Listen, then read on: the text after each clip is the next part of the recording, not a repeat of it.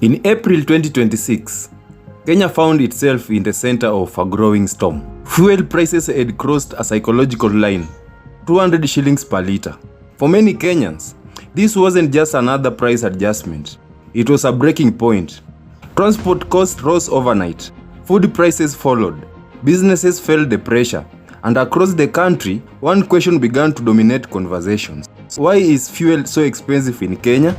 But as the weeks unfolded, another question emerged, one far more serious. Was the system itself compromised? Because behind the rising prices, a scandal was quietly taking shape. A scandal worth billions. A scandal that will shake the country's energy sector and expose how fragile the fuel supply system really is. To understand what happened in April 2026, you have to go back just a few weeks earlier. March 2026. At that time, Kenya was operating under government-to-government fuel import system, commonly known as the G2G framework. Under this system, fuel is imported through agreements with major international suppliers, ensuring stability, credit stamp, and predictable pricing. It was designed to protect the country from sudden global shocks. But then, something went wrong. A key fuel shipment part of this system was delayed. Reports indicate that vessel was stuck in Dubai, linked to disruption around the Strait of Hormuz. That single delay triggered a chain of reaction. Suddenly, Kenya was facing a potential shortfall of around 9,000 tons of petrol, and projections showed something alarming. If nothing was done, the country would begin running dry by early April. The situation was urgent. So, on March 9, 2026, a decision was made.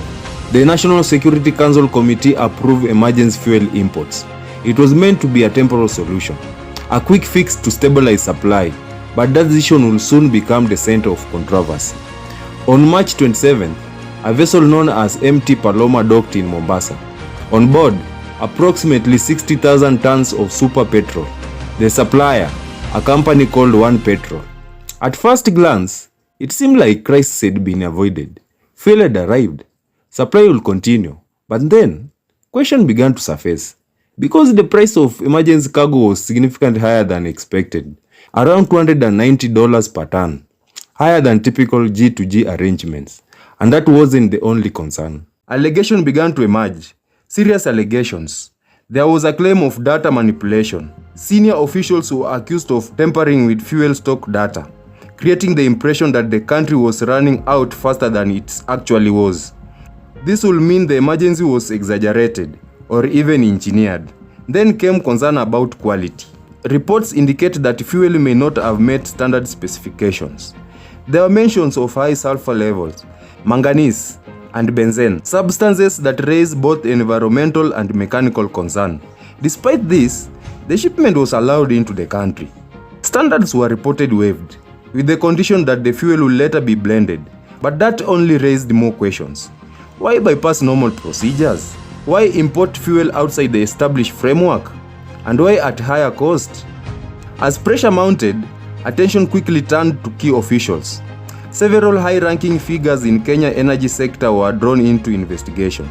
Mohamed Liban, the Petroleum Principal Secretary, he resigned and was later arrested. Joe Sang, who also stepped down. Daniel Kipto Bargoria resigns as well.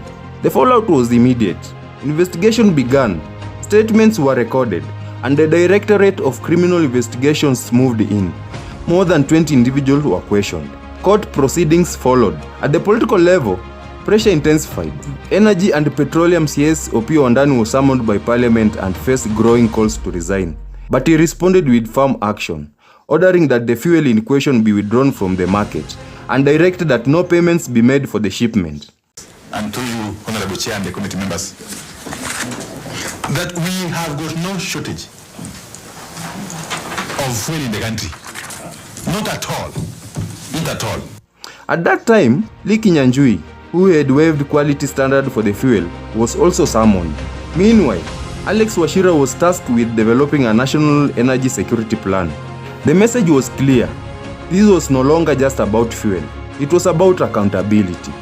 But while investigation continued, Kenya was still facing a daily reality. High prices.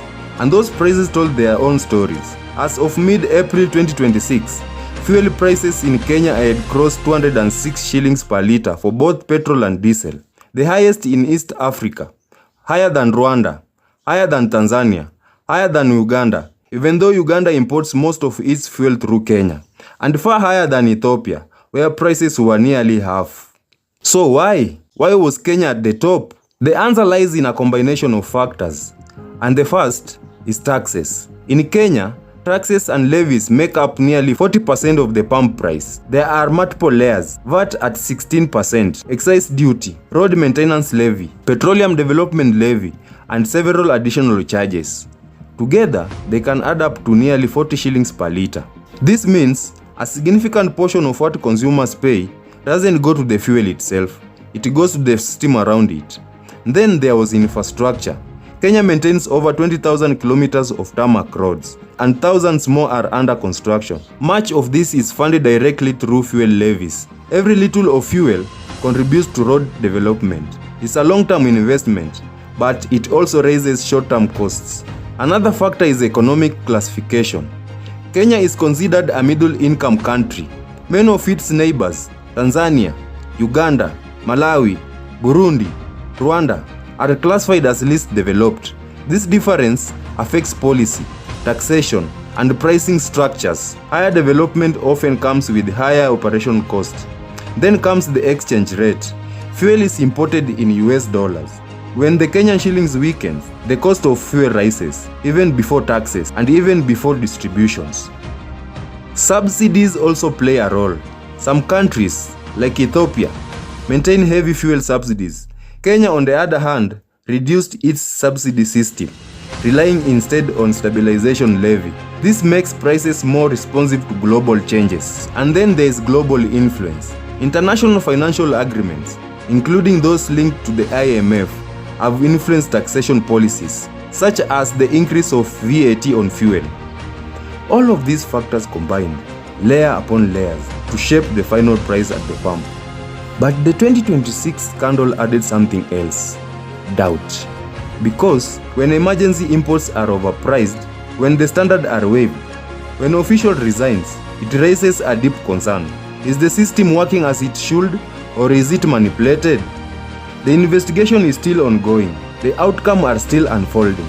But one thing is certain: the event of April 2026 have exposed the complexity of Kenyan fuel system. A system influenced by global market, local policy, corporate interest, and human decisions. For every Kenyan, the impact is immediate. Fuel prices affect everything: transport, food, business, daily life, and when the system is strained, everyone feels it. The story of Kenya's oil scandal is not just about shipment or one decision. It's about a system under pressure, a system that must balance supply, cost, and accountability, and a reminder that in the energy world, even a small disruption can have a massive consequences. If you found this breakdown insightful, don't forget to like, subscribe, and share for more deep stories on business, power, and Africa's economy. It has been yours truly, Unruly Jayuga, and Life as It Is Diaries continues.